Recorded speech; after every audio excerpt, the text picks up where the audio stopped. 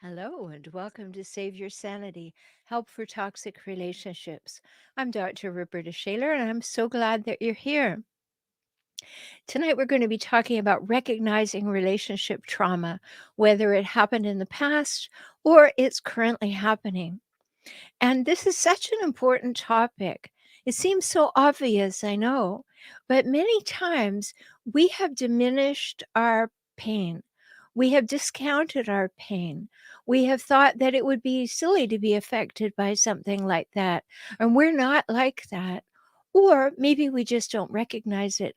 So I wanted to help make it abundantly clear what might be going on in your body, in your mind, with your emotions that would help you clearly see that, in fact, there has been some trauma. So that's what we're going to talk about tonight, recognizing relationship trauma. And it's really important to know that trauma affects every person differently, often when they've experienced the exact same thing.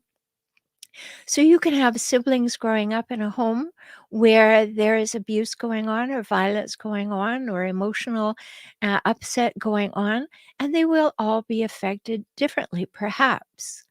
And so one person's trauma is not another person's trauma necessarily. And that's such an important thing to understand. So very important because our trauma needs to be recognized. And just because someone else said, oh, well, it wasn't a big deal, doesn't mean it wasn't a big deal to you. And I hope you'll own that. I have lots of things that I want to share with you today, so I've written them down. Usually I just talk to you directly, but today I want to be very sure that I get all of these pieces in because we cannot separate the mind from the body. So, what's going on in the mind, what's going on in the emotions, cannot be separated from how it affects the body and what the body is feeling and sensing, and what the body needs, and what the body is taking in, and what the impact on both are. So, underneath, we may have underlying anger, and undealt with underlying anger actually leads to autoimmune disease and cancers. And Dr. Gabor Mate's research shows us that. Now, I used to live in Canada. I think most of you have heard me talk about that. And I've lived in the United States now for 23 years. So I followed Dr. Mate's work for the last 30 years. Brilliant work. He's from Vancouver, Canada. And so I want to share some of his thoughts on this with you too. No, it doesn't mean that everybody is going to get an autoimmune disease or whatever, but you have to recognize that there is an impact of your emotional being on your body because you can't separate the mind and the body. So Peter Levine has done a lot of work in the world of trauma, and he says this: the first symptoms that are likely to develop immediately after an overwhelming event included hyperarousal, constriction, dissociation and denial, as well as feelings of helplessness, immobility, or freezing. I'm going to go through those things with you. But remember the last episode when I was talking about why you may be stuck, feeling stuck, frozen, or powerless? Well, this is adding more information to that to help you go a little deeper and understand these things. So, immediate symptoms after experiencing a trauma: hyperarousal. So your heart rate gets faster and you breathe in the top of your lungs, so you'll get a shortness of breath because you're in motion. And you may feel tingling. You may feel tingling in your hands or in your feet, or just a general sense of tingling. And this is immediately after, and you'll feel muscle tension.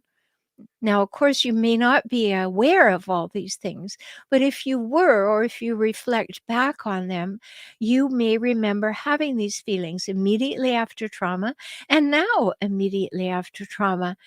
And also, When you are re-traumatized or something reminds you of the original trauma, you will feel these things every time. So if you're feeling these things, it's a good thing to look at what has happened to you. So increased heart rate, shortness of breath, tingling, muscle tension, and then things happen. You have repetitive thoughts. You can't quite stop thinking about it. You can't stop replaying something. You can't stop a fear that keeps going over in your head. And that is coming from your racing mind, which often leads us to worry. So, all of these things are the result of trauma. Now, they can be result of other things too, but they are the result of trauma. And if you've had trauma before this relationship, and a hijackal relationship makes it much worse. But it's familiar trauma.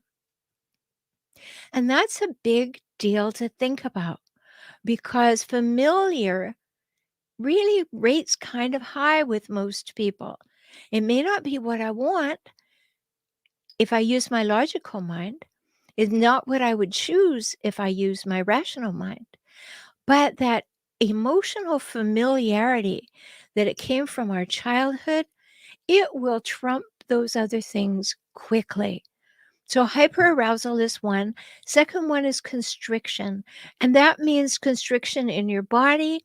It means you narrow your perception of events. You don't see the whole picture. You don't employ global thinking.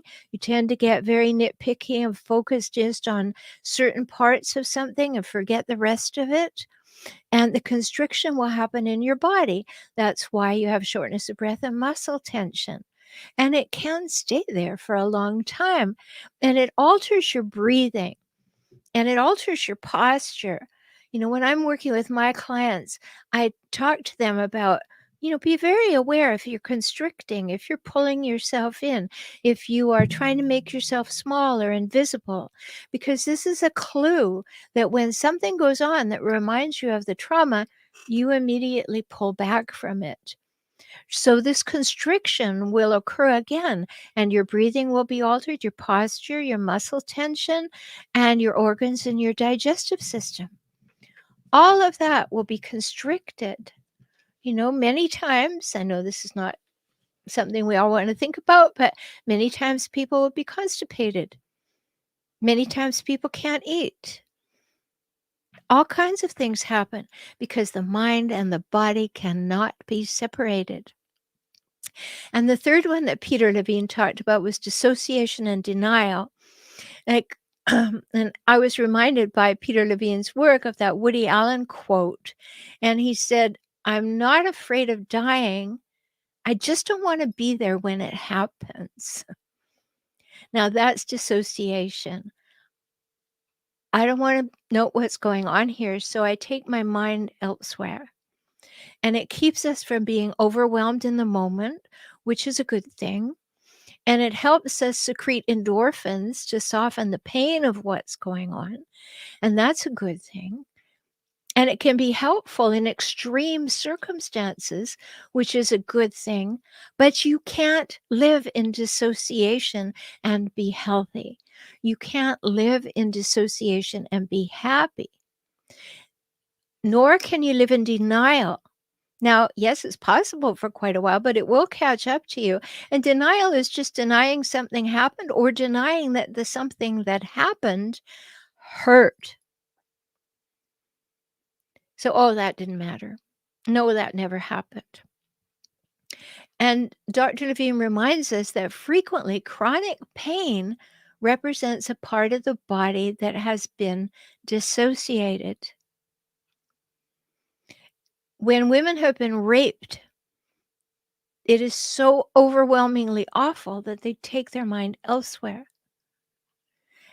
That's an example of dissociation. So there we have the three big ones, the hypersensitivity, the constriction, and the dissociation and denial. Is any of this ringing true for you?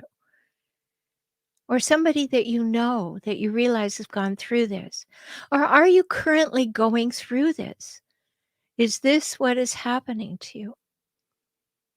I'm going to say lots of things tonight to really help you hone in and see what's going on or what has gone on.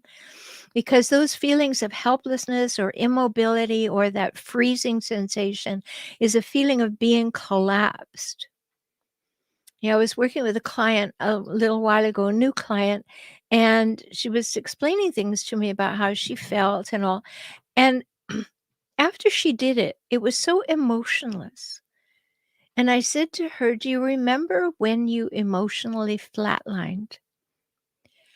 And she just immediately was flooded with tears because she had been holding that at bay for so long that she could tell the story. She could tell it without emotion. She could tell it without tears. She could tell it as though it didn't matter.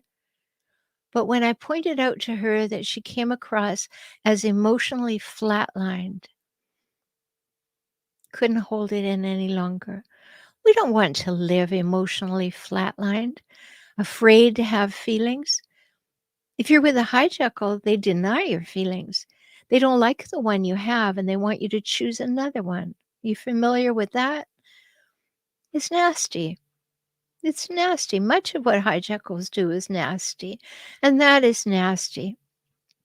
So, when we talked about last week's episode of Stuck, Frozen, and Powerless, you can see how it relates to having had previous trauma. So, let's talk about how this trauma actually shows up, because it goes in stages, and a lot of the research supports this, that there's a progression from when the trauma happens and what happens to you, and then what happens a little later, and then what happens as you continue to experience it, but it's really, you think, in your rearview mirror. So I talked about what happens immediately after an event, but then what happens that you can recognize is that you will become hypervigilant. We call that walking on eggshells. That's part of what it means to be walking on eggshells. It means that you're always hyper aware of what's going on in your space. Where are people? What are they saying? What's the tone of voice? What's the look on the face? Looking at the clock, deciding, everything. You are just hyper vigilant to everything that is going on. And when you're hyper vigilant, then you have a high startle response. A car backfires outside when you're hypervigilant and you're sure that the neighborhood is just going up in a like a minefield. And your startle response is so acute that you almost have to recover from a car backfiring outside. These are the first things that happens. And then you might find yourself having abrupt mood swings that you didn't have before. And people say, "What's wrong with you?" And you don't know, because there's this shift taking place, and you are not in tune with it. You're not in touch with it because you haven't acknowledged the trauma yet, or you didn't even realize what happened. But your body is taking over, because remember, we're going to remember this forever. You can't separate the mind and the body, no matter how hard you try. So we may have some abrupt mood swings, and then we may feel shame. When trauma happens to us, we may internalize it that, "Oh, I'm a terrible person.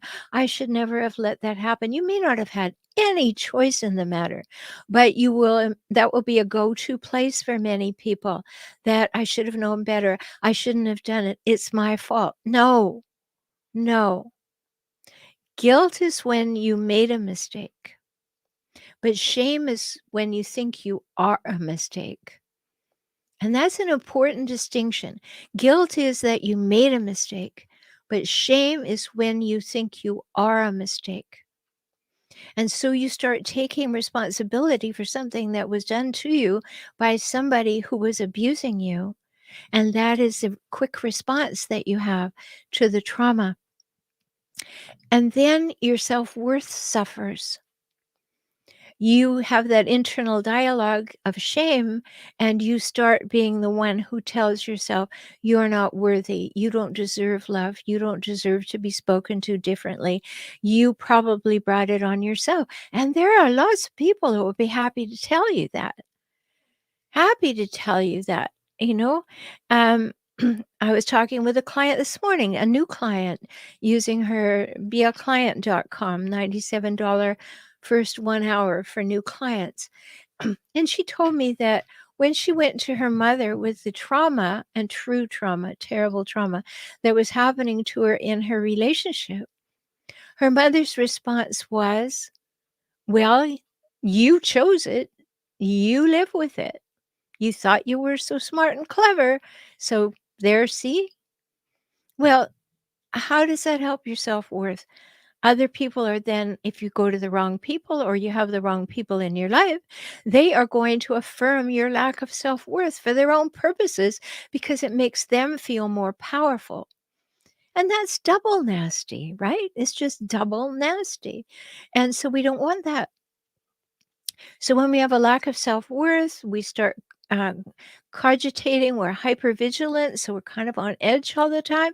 So what's going to happen? You're not going to be able to deal with stress effectively or appropriately. I mean, you just can't. You can't have all those plates spinning in your life at the same time, and the body doesn't know what to do. So it can't deal with the stress effectively. And then you may have sleep problems or health issues. So these are the first things that once you have experienced the trauma, then when you start seeing it show up in your life, these are the things that you're going to see.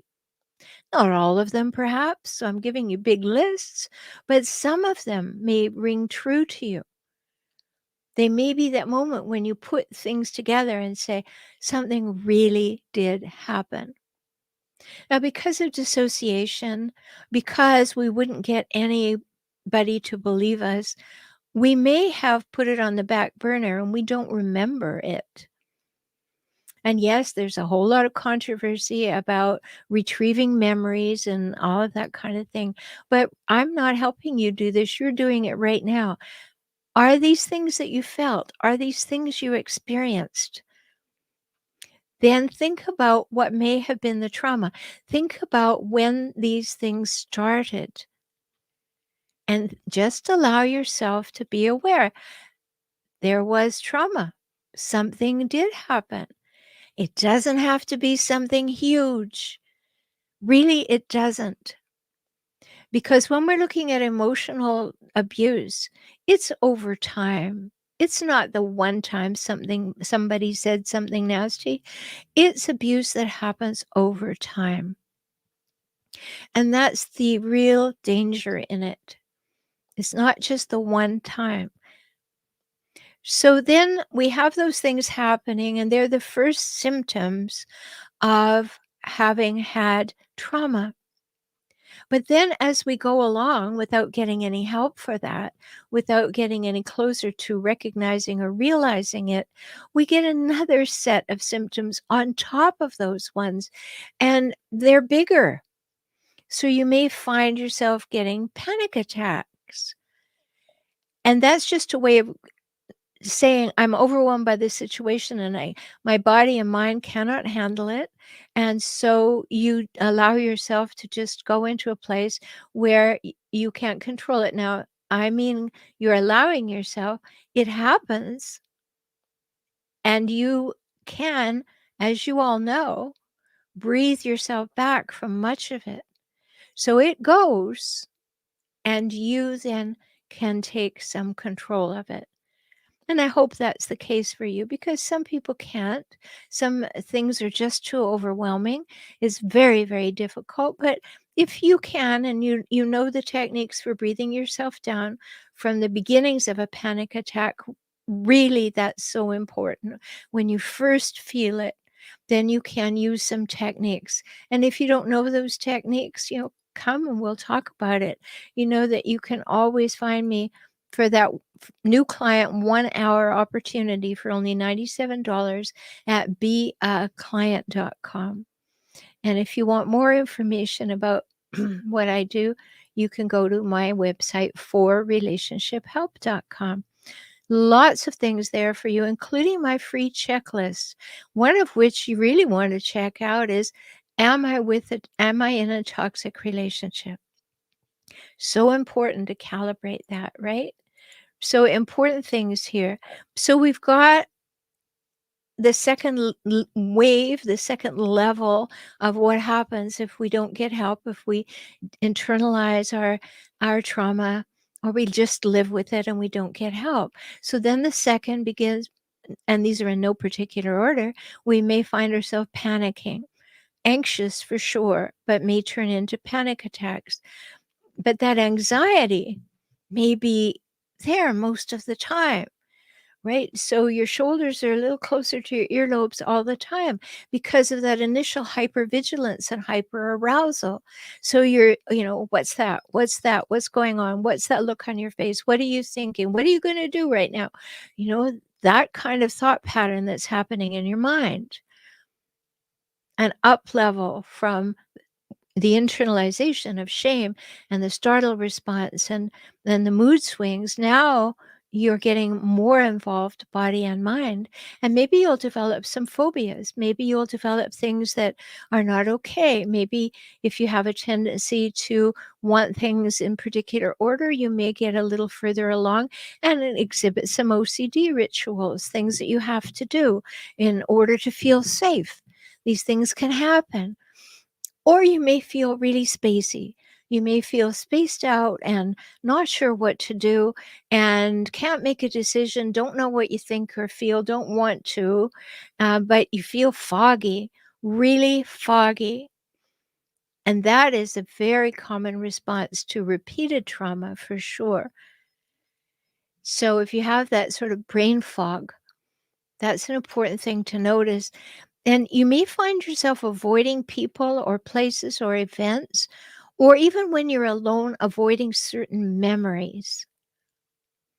And you may need help for that. I told you just go to beaclient.com if I can help you, but you may need help because at that point you may be a little far from the trauma and you are beginning to constrict and withdraw, and you avoid people and places and events and memories and family gatherings, perhaps, if it happened in the home, gatherings you have to go to if you're presently with someone who's caused your trauma, and you just want to shrink. You just don't want to put yourself at that, what you see as risk. And that's part of understanding the trauma and recognizing relationship trauma. And another way to space out, becoming involved with addictive habits, alcohol, drugs. Because then you can take a pill and you can be not present. You can numb out. It'll make you so you don't have to experience the pain or the threat of the pain, or even the fact that you're thinking about it in your mind and you're reliving the pain by that recollection.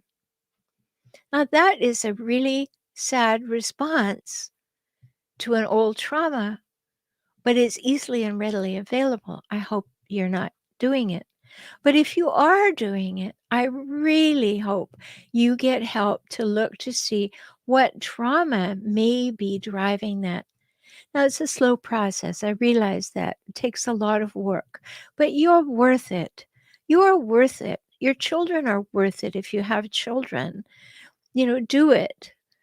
We often hear it said, and I definitely applaud it, that we don't want to raise children who need therapy for their childhood.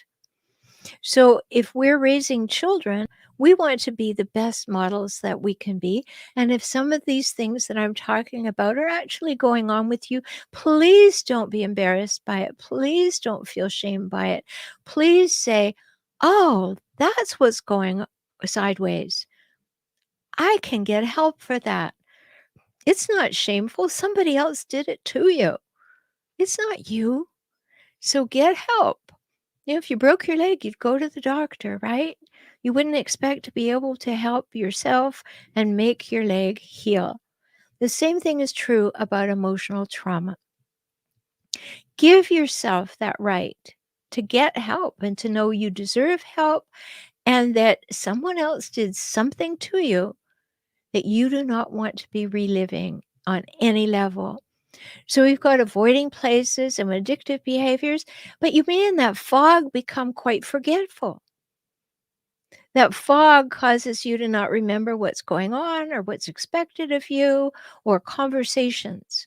And if you're finding yourself in that situation, it could be an example of trauma that you have not understood or recognized, or that you are still experiencing and expressing. Many times I have people come to see me who are just learning that they're with a hijackal, and they say, I just forget things all the time, and it must be me. I must be crazy because I'm forgetful. And they always couple it seems, with the brain fog. I just don't feel like myself. I don't feel like I can nail anything down. I don't know exactly how I feel. And when we start taking that apart, we start to find that there are underlying things that have happened that maybe even happened so long ago that you are not seeing that it came from there and it's been perpetuated. That's why this particular episode is so foundational, to understand and recognize relationship trauma, whether it happened when you were tiny, it happened when you were growing, it happened when you were grown. All of those things are important. And with that forgetfulness and that feeling of lacking of self-worth, you can have an inability to bond with other humans and love in healthy ways. People ask me all the time, well, what is a normal relationship? And I say, let's change that. Normal is meaningless in relationship. Let's change that to wanting a healthy relationship, not a normal one, but a healthy one, because we don't want to be like everybody else. We want to have a healthy relationship with ourselves in it, fully engaged in healthy ways. And, the second stage of how you react to trauma, not all these things, but many of these things may be so for you. When you look at them, you may then take that final step in the second stage, which is to start hurting yourself. And you can do that subconsciously. Yes, it can be related to the brain fog, but you bash into things, you catch yourself on the coffee table, you happen to fall down, things happen, and you think, I don't remember that happening. But that's a sign. That's a sign that you are not fully present. And, maybe you were worrying about the American Express bill, I don't know. But if it's happening, and it's happening frequently, it's worth a look. So we looked at the immediate things, then the next wave of things that happen, and the third. Now we're going to talk about the fourth wave, which is when that trauma has really lived in you for a while. You will take that constriction and that avoiding people and maybe withdraw. Maybe your response is to totally withdraw. I don't want to see anybody. You may become agoraphobic. Maybe you won't. Maybe it'll just be uncomfortable. Maybe I don't want to risk it. Maybe everything seems like a risk. Or you will do what I was talking about at the beginning. You will emotionally flatline. I don't care. It doesn't matter. I'm sure it was fine. I don't remember. Don't want to remember either. I'm sure that everything is as it should be. You'll use all these phrases that will allow you to go flat. Just like brain waves go flat when somebody is physically dying, we can go emotionally flat. We don't believe our own emotions anymore. We don't believe we're entitled to them. We're not listening to them anymore. And so other people may have told us, oh, well, it's all in your mind or something. No, it isn't. It's gone into your body. And your mind may not be recognizing it right now, but it's important. And then you may find yourself in that horrible place where you can't make decisions and you can't make commitments. You really don't know what you want. You really don't know what you should do or what you could do or what you want to do or what you need to do. Now, this is some pretty deep stuff that you're getting into here as a result of trauma. Now, wherever you go on all these things that I'm talking about, they're all worth looking at if they're happening to you. As I said, you don't need to have all of these. You don't need to go through all the stages, but I want you to have the information. So in this final stage, we don't want to be going flat. We don't want to be withdrawing. We don't want to be unable or unwilling to make decisions or commitments. But then our body starts to take over, and you may have chronic fatigue. You may be just too exhausted to think, too exhausted to do things. You may have come down to just doing rote kind of tasks. You're going through life in a very robotic way emotionally. And this is all protection that you are trying to protect yourself from the impact of a trauma that you may or may not have recognized. And that becomes super important to do. So you could have chronic fatigue, you could have immune system problems or imbalances. You might get headaches or migraines or back and neck pain, because if you're living in hyperarousal, your shoulders are somewhere up near your earlobes much of the time. So there's a ton of tension. When your shoulders are up here, you can't breathe deeply. I mean, just go ahead and try. You can't. But if you take a deep breath when you're up here, your muscles will relax. That's why I often offer my clients certain breathing exercises to do, as I said, because your body will respond in positive ways and allow you to step outside the tension. And that's super important. And then going on from there, you may have chronic pain. You may have fibromyalgia, for instance, or asthma. Sometimes it shows up on your skin and you get skin disorders because you've just been vibrating so much, and you've been in tension and in constriction and hyperarousal, and your body gets inflamed. That's what's happening. All of these things are related to inflammatory conditions. So you may get skin conditions, you may have digestive problems, you may sink into depression momentarily or for a while or for a long time, and you may detach. You may detach from yourself, you may detach from others, you may detach from your feelings, and these are all important to notice. That's a lot, right? It's a lot, but if you're thinking about this as we go, which I know you are, and you're thinking, okay, that a little, and there's some of that, and I remember when that happened, take note of these things. We're not making up our trauma. Yes, people can do that, but that's not what I'm encouraging you to do here. I'm encouraging you to recognize the symptoms that something may have happened to you. So there's a really, really big issue that Dr. Levine talks about, and he has a book called Waking the Tiger and Healing Trauma and things like that. So if you're interested in his work, it's Dr. Peter Levine. But he said this: we are inextricably drawn into situations. Now, hear this. It's really important.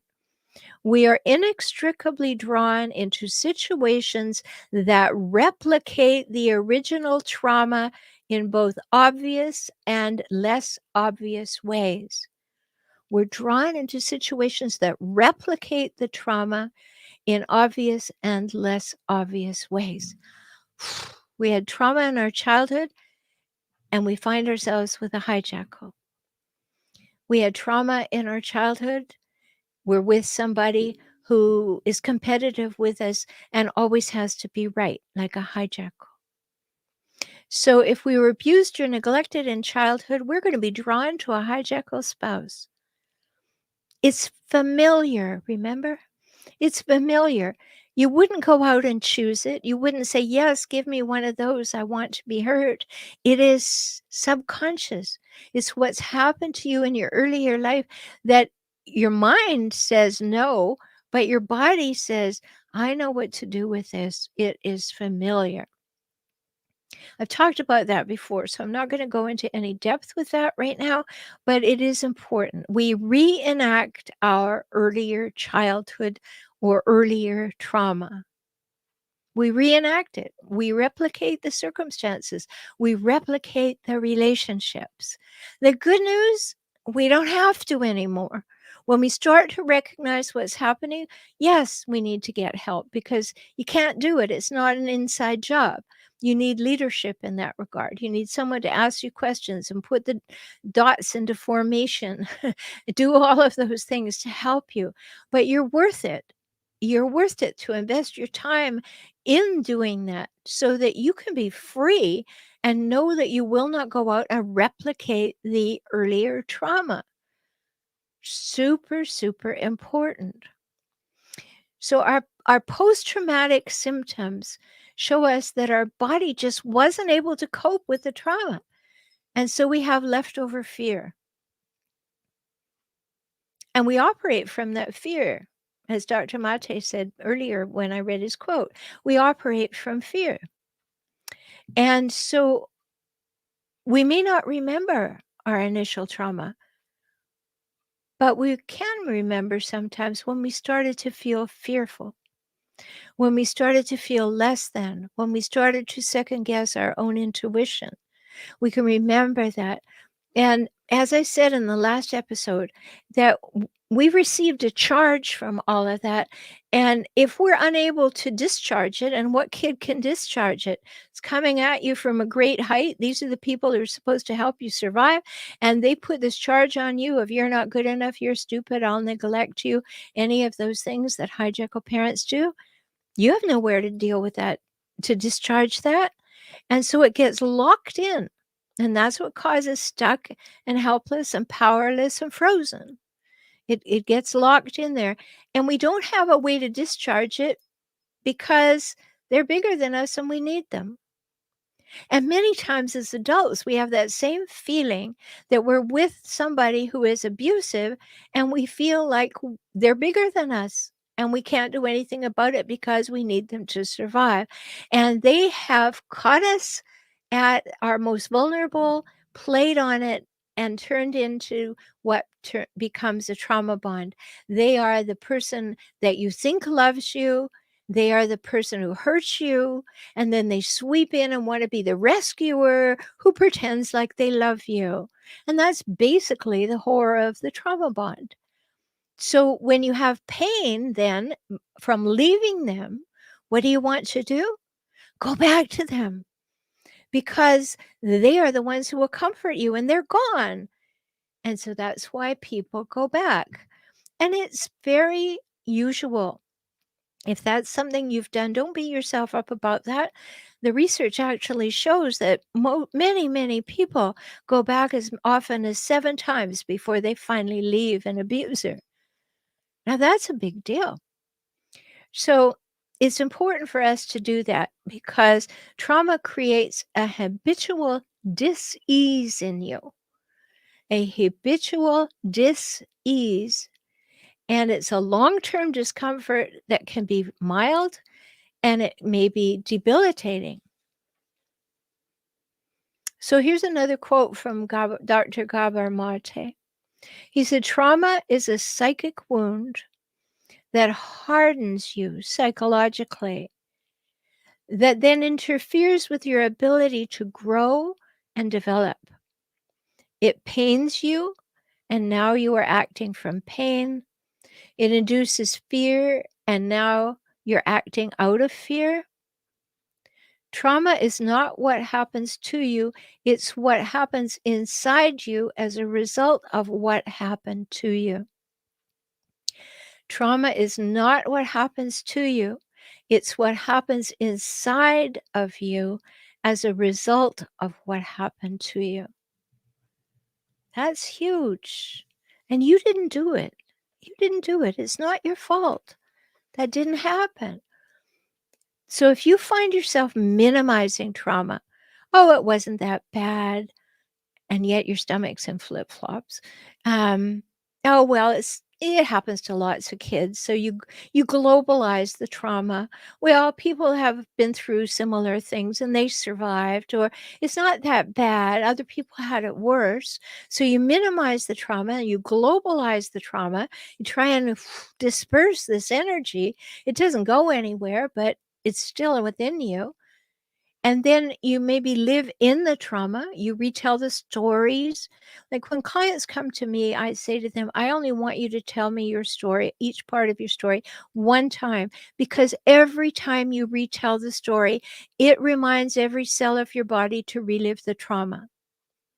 And if you go around telling your story to a whole lot of people, your painful story, you are telling your body over and over, this hurts, this is awful, now you're re-injured. So it's very important not to live in the trauma and let it define you. You don't want to build a condo and live in the past where the pain was. So you don't want to be doing that. And you don't want to be living with the trauma. Because if you are staying with a hijackal partner and you are reliving the trauma that you had from having a hijackal parent, or you are experiencing the trauma the first time and it's awful and you feel terrible and you have these signs and symptoms I've been talking about, you deserve better than that. So do your children. Now, you've heard me say many times there are equal numbers of male and female hijackals. So I'm not talking about women or men.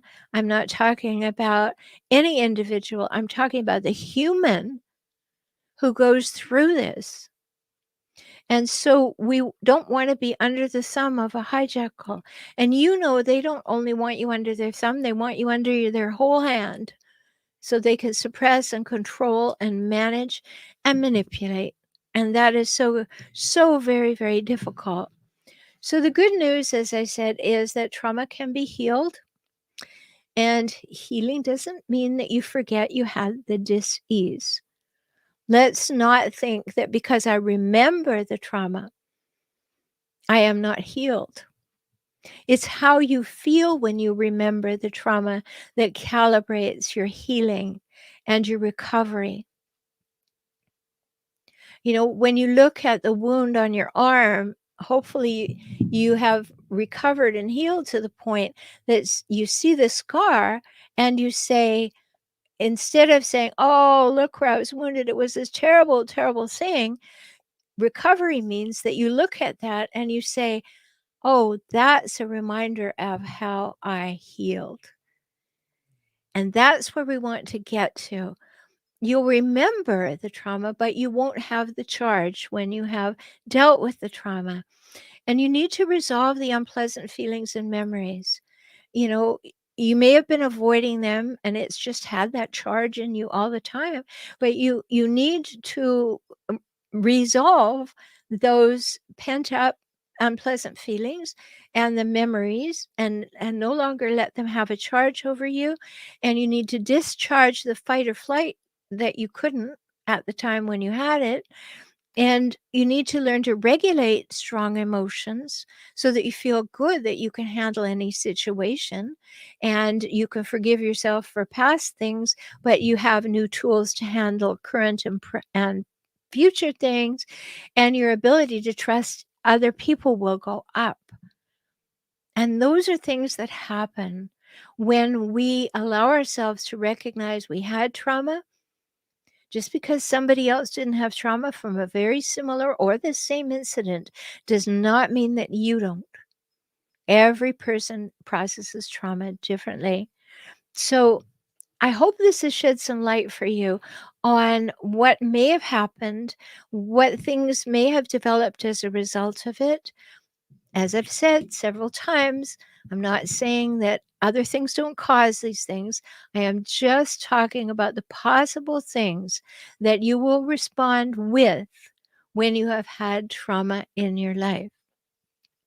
I'm always here to help you. You can go to beaclient.com and participate at any time. There it is, beaclient.com. That's a one-time 1-hour session with me for only $97 US. If you'd like to be part of my emerging empowered community, you can go to joinintoday.com and come on over there. It's safely off all social media on my website. There's so many good things about being a member over there. So think about these things. Thank you to the people who became patrons of the show this week. That was lovely to receive those. If you'd like to support the show with a monetary gift, you can do that one time or monthly at patreon.com/saveyoursanity. If you're on YouTube, of course, and you're experiencing this broadcast, you can always use their system to send a gift. I appreciate it. It lets me know that I'm helping you and that you're finding what I'm doing valuable for your own situation. So until we speak again, take very good care of yourself. You're precious and you matter.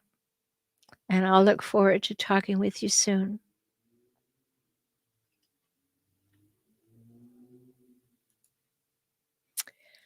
Hello, and wow, 76 comments. We've been busy tonight. Let's see what we have. It's a big topic. All right. Thank you for the people who asked. I mentioned my coughing fit last week and I had to disappear. It lasted for about an hour, which was unpleasant, and then there was recovery. But thank you for your good thoughts. John says, sometimes thinking about the future causes me trauma.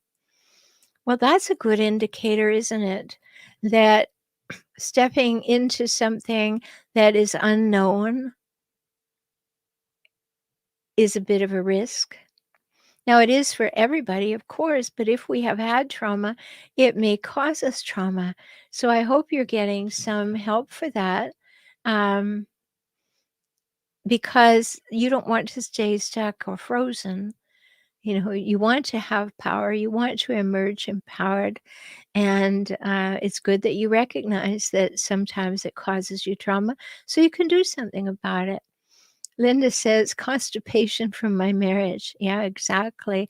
And she mentions Bessel von Kolk's book, The Body Keeps the Score. It's a good book. Very dense reading, by the way. Very dense reading, but a very good book. Linda said, my husband was joking about my IBS. Yeah, great. Irritable bowel syndrome.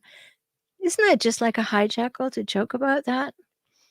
Here you are in discomfort, having pain, being in a risky social situation, feeling a little tense because you don't know if you can rely on your body, and then somebody laughs. Like, huh, wow, how hijackal is that? Hello, Amara. John says, I was thinking the same. Autoimmune disease is from trauma, stress, anxiety. Holding it in for years and ignoring my body, then the shock made my bones shake. Yeah, it happens. I have a client who came to me recognizing that his health was declining. And he said, I've looked into everything. I've been to doctors. I think it's emotional. Happy to report that he's much healthier divorced. Much healthier divorced. He was always health conscious, so he couldn't figure out what was going sideways. But it was emotional stress and trauma and anxiety and betrayal and manipulation. And it was very covert. You know, if anybody looked at the woman to whom he was married, they would have thought salt of the earth. But you know how I say all the time, hijackals paint a public picture of perfection, and at home they provide a private place of pain. That was what was going on there. Amor said, survived surgery, grateful for my donor. Good. That's good. Okay,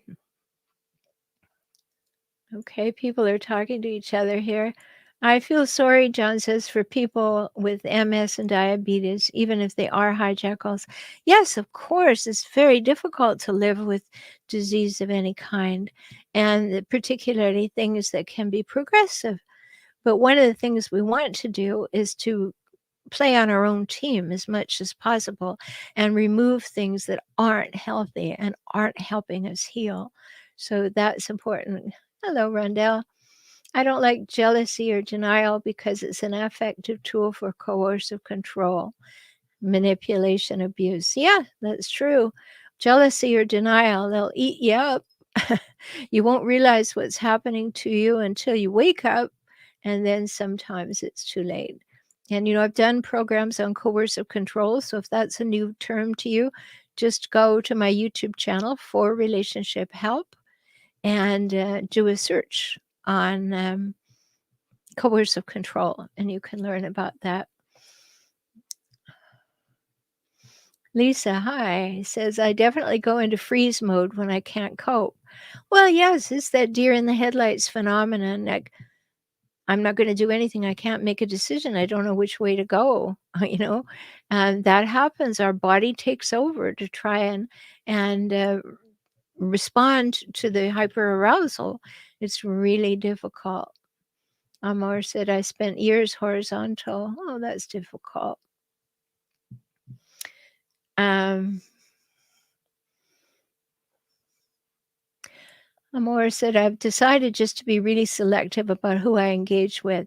Yay! I am over the stress they induce. That's playing on your own team.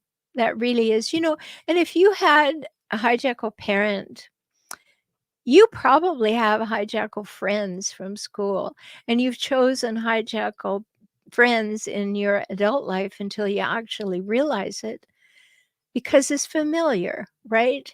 So if all these things are making sense to you, you might want to have a look around and say, who am I keeping company with generally? And are they using me? Are they always taking precedence over me?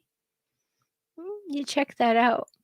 I know I was really shocked to find out as, I did more and more developing this work that, oh, that person and that person and that person or that boss or, whatever, whomever it was, you could see that they could read what had happened to me and they were hoping to use that to hit my vulnerable spots and manipulate me.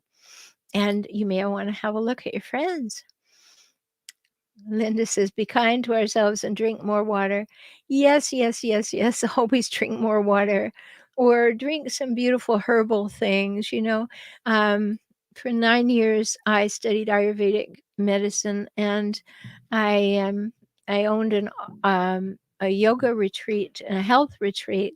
So one of the things that I do to prevent coughing, which I didn't have with me last time, is an Ayurvedic herb called formula called Sita Pilati, and you put just a quarter of a teaspoon of the powder, which you can get on Amazon, into warm water.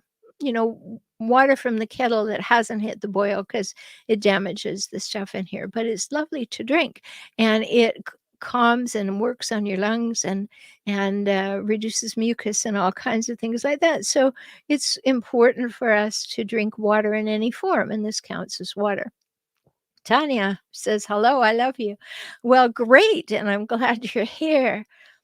John adds, my family is generations of hijackals, and then my ex-hijackal really tied all kinds of power and control added to my family.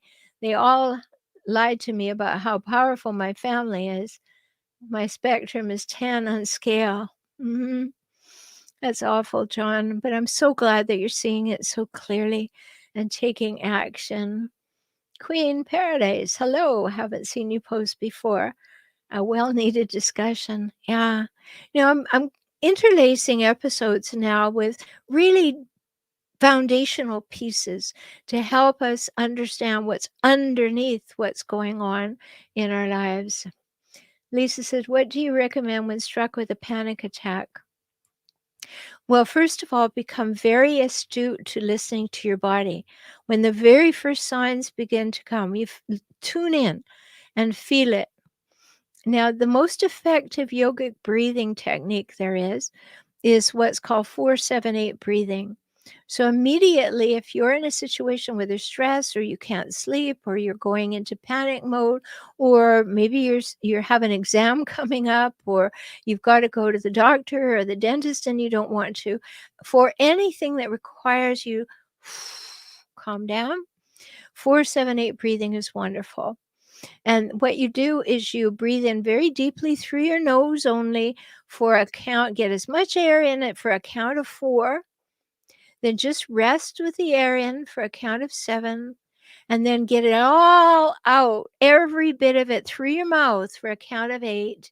And then inhale through your nose for a count of 4, rest for a count of 7, exhale it through your mouth for a count of 8. Get to that place where you just can't get anything more out. And when you do that, it starts to regulate the system. It oxygenates your blood. Little fact that you may not have known, when you take in a really deep breath and you retain it, it takes 20 seconds for that oxygen to go all the way around your bloodstream, just 20 seconds. So when you have oxygen and it picks up carbon dioxide and it gets rid of it when you exhale, you will have clearer thinking skills. So 4-7-8 breathing is an important thing. The other thing is to stay in your mind. You want to go into your feelings, but you need to start to train yourself to stay in your mind. Oh, that person's speaking. Oh, I like that color. You just stop yourself from being overwhelmed into your feelings. Push yourself back up into your head and your logic and your linear thinking. Those are 2 really good things you can do, and we can talk about that sometime. John says not only abuse we have to deal with, but the actions of their cheating, and that attacks the mind. Then dignity. I had no idea people behaved like they do, and it was everyone in my world. Yeah, that's what happens when we're born into a family of hijackals, sadly enough. We're just surrounded by them, and their enablers, and which we call their flying monkeys. Their flying monkeys are people who are loyal to the hijackal, hoping the hijackal will be loyal to them. But, I have a Facebook page. You go to facebook.com/hijackals, and I put up all my memes there if you ever want memes to share. And, and one of them is hijackals demand loyalty from you, but they'll never give it to you. And you know that that's true. So, John, I'm sure that all of those pieces had to be worked through for you to be able to say something like that. Annie, hi. I just had brunch with my daughter. She looks at me with such disdain. It feels traumatizing. Yeah, is she a bit of a queen bee? And she's hijackal. I'm sure that's why you're here and telling us. But I hope you looked at her with like, so sad. So sad. You're going to have a difficult life. You may look like you're getting everything you want, daughter, but you're not. You're not feeling. You're not in touch. You're not in tune. You will miss being loved. You don't know what is going to happen. So I know it's super painful for that, Annie, but also look back at her knowing that her life is going to be one that she thinks she's controlling. And in that controlling, she's missing so much. So much as it pains you, and definitely work with that, but also look at her in a different way. That will help. John says, I believe ice cubes on the palms for panic attack. Yes, that can take your attention and cool your bloodstream. It's hard to change your breathing when you're hyperventilating. Yes, it is. So if you're hyperventilating already, I was just talking about catching it at the very beginning, John, when I was talking about using the breath.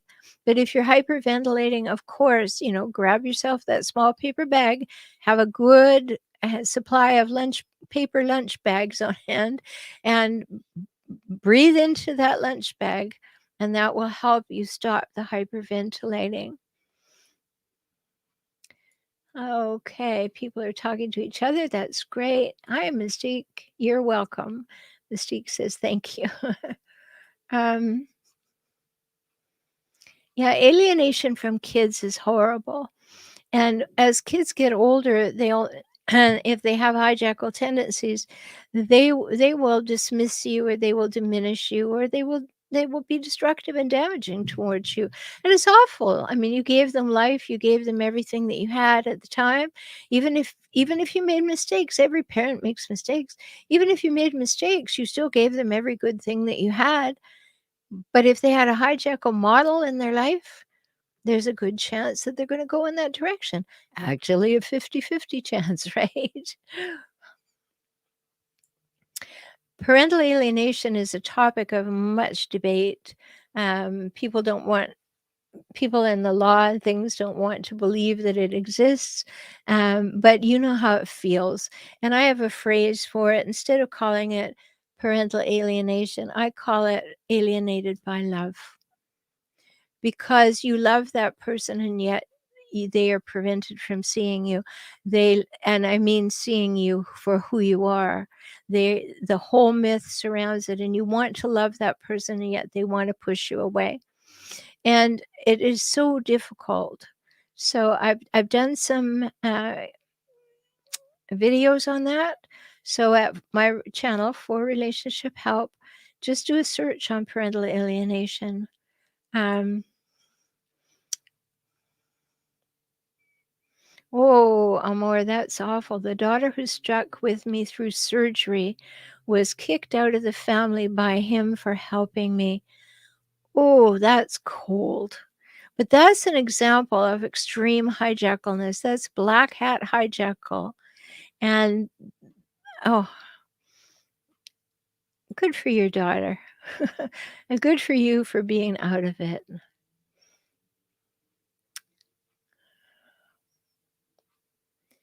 All right, let's see if there's any questions here.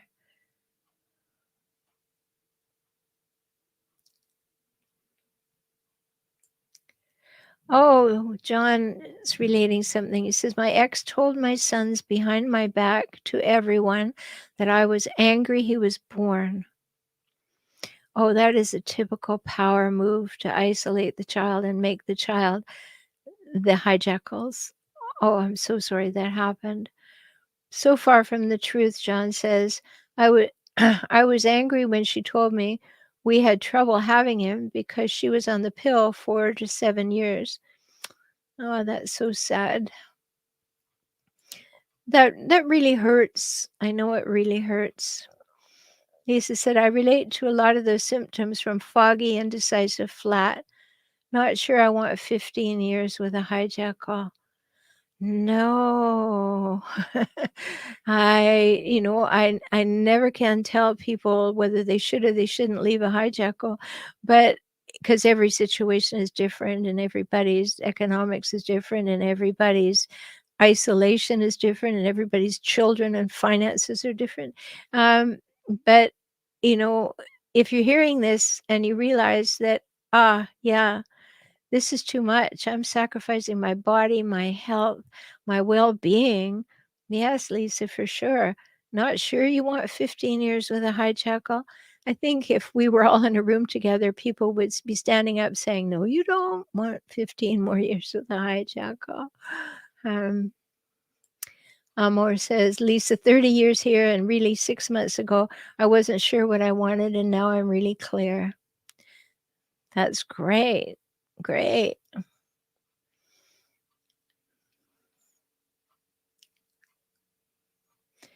Oh, so many things, Amor. That's so difficult. And he said, I appreciate you sharing. I felt so alone in this today. Around the holidays and whenever I spend with my kids, they berate me. I can't do it anymore. No, no, don't do it anymore. It's not good for your health. It's also telling them that they can get away with anything. And, we're 100% responsible for teaching people how to treat us. And if we don't stand up and say, that's not going to come my way. No, I need to be respected. No, I need to be able to communicate, and I need to be honored for my feelings too. So many things.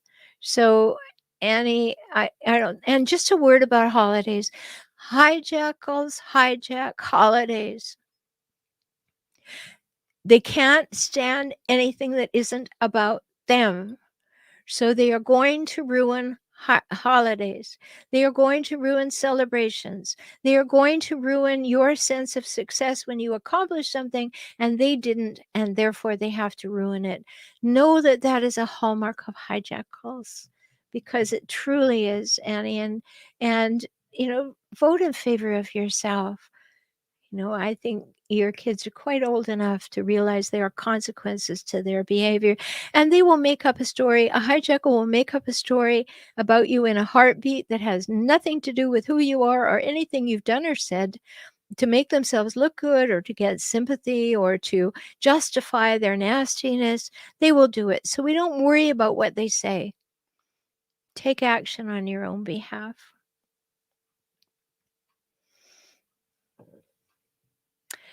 Amor said, I took a couple of years off from holidays because it was too toxic.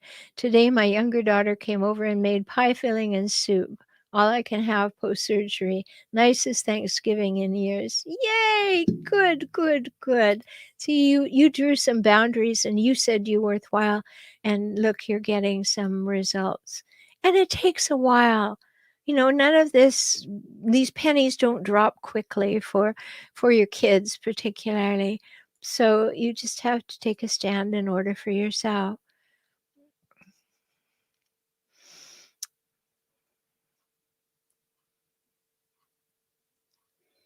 All right, let's see if there are any questions here. Yes, Amor is talking about epigenetics and the trauma following through generations. There is such a thing as generational trauma. You might want to read about that. Love My Tree has just joined. Well, welcome. um,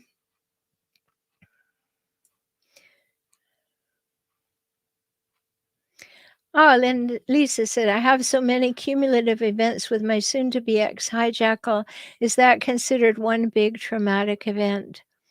Oh, well, trauma is trauma, but you can have trauma and different levels delivered differently that you experience differently, and they may have different symptoms that are a result of that. So, no, it's not considered one big traumatic event, although being in a relationship with a hijackal is one big traumatic event. And if you find yourself, as I'm saying that, going, well, it wasn't all bad. No, of course, there were times when the hijacker wanted something, wanted you to do something, wanted you to think that you were loved, wanted you to not discard them, whatever. But remember, hijackals are in it to win it for themselves. That is always top of mind. So, when you're thinking about it as one big trauma, you had a traumatic relationship. But there were different instances of trauma that could have affected you differently, and so you want to have a look at those. I love the fact you're talking to one another and supporting one another. That's great. Truth Seeker says, 2 years ago, I started learning about emotional abuse and realized my 18-year marriage had been filled with it. I'm trying to get my life back, but it's very hard because I have so much brain fog. Yeah, it's difficult sometimes to recover, but you are recovering, and balance is something we strive for in life, but I don't think it can be achieved. I think we have to be conscious of balancing all the time. And I think the same thing is true for recovering and healing. We're going to have good days, we're going to have not so good days. Hopefully the good days will begin to outnumber the not so good days, and then we can speak that we are actually in recovery.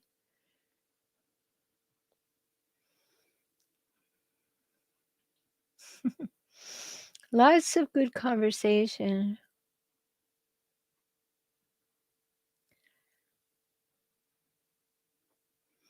Oh, John, I'm glad you like that phrase, alienated by life, by love, rather. I think that when we think of it that way, it helps us. Oh, I got to read quickly. People have sent so many wonderful things here. Linda says, do not allow them to get you to do things you are not comfortable with. Say no. Yes, yes, yes, Linda. Say no. Say no. You do not have to do what other people want. I often use that example when I used to be an international speaker, and it was a long time ago. So Tupperware parties were a big thing. And so I would use that as an example. Everybody wanted you to come to a Tupperware party at their house, obviously, because they wanted free Tupperware. But I used to use it as an example because I could never get my head around the fact that Tupperware is supposed to last a lifetime, so why would you need more and more and more of it? Um, but at any rate, as an example, I would say, no is a full sentence. You don't have to have a reason, you don't have to back it up. It's simply, "No, I don't care to. No, I don't want to." And if you can come to that place of clarity, you can really help yourself, because there is no reason that you should come up with a reason that another person will buy as to why you don't want to do what they want you to do. And so it's very important. The holidays can be extremely emotional because we are all inundated with holiday movies and Hallmark parents and Hallmark families and Hallmark love, and we buy into that perfection, that beauty, that joy, that possibility. And if you have hijackals, it's not available to you, and it's sad. It's just sad. Absolutely. Linda says, "The heck with the holidays." Truth Seeker asks, "Can 18 years of emotional abuse cause ADHD?" Well, probably not cause ADHD, but what you have is hyperarousal and hypervigilance. And that will cause things that look and feel like ADHD, whether or not that can be diagnosed. So it's an important consideration. John says, "You're right about the holidays. Mine told me she wanted a divorce on December 23rd in front of my kids." Oh, the ultimate hijackal move. That's awful. Sorry about that, John. You've really been through it. Elmore says, "Thank you. This has been helpful." You're so welcome. And I hope you got support. It seems like you got lots of support from other people here. And he said, "I love Tupperware parties." Yeah, well, back when I went to Tupperware parties, the great excitement was putting clothes pegs in a milk bottle. Not so much fun. Yeah, Linda, good thing. That's what I used to say to people when they'd ask me about Tupperware. I'd say, "No, I don't care to go to a Tupperware party, but I'd love to have lunch with you sometime." And Linda's saying, "Just say, no, I'm not into that, but maybe we can find something we both like." Exactly. We're on the same page. Yeah, hijackals have no problem saying no to you. That's absolutely true, John. All right. So many, many things. Um, This is probably an episode that is good to listen to a couple of times. Now, you know that this becomes my podcast for the week, so tomorrow morning it'll be on Save Your Sanity podcast without all the conversation that we've engaged in, the wonderful conversation tonight. So if you just want to listen to it, just go to saveyourSanityPodcast.com, and you can listen there or wherever you like to get your podcasts, because we're everywhere. So these are important things to really allow yourself to feel and think through. Have I felt this? Have I experienced this? Are these things that I've mentioned in the various stages of relationship trauma and trauma itself been manifesting in my body?